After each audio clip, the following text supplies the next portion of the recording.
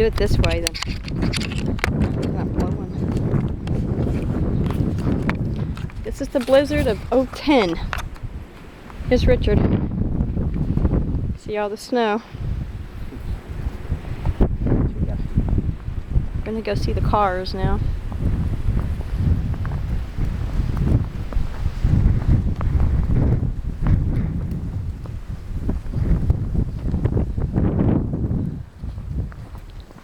It's about 9:30 in the morning, Saturday morning. It's supposed to stop about 10 o'clock tonight. You can see how deep the snow is here with the drifts and the cars.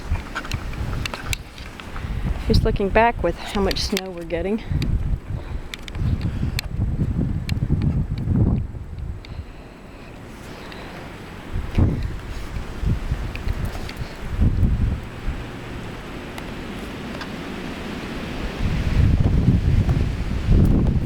You can hear the wind or not, but it's blowing hard.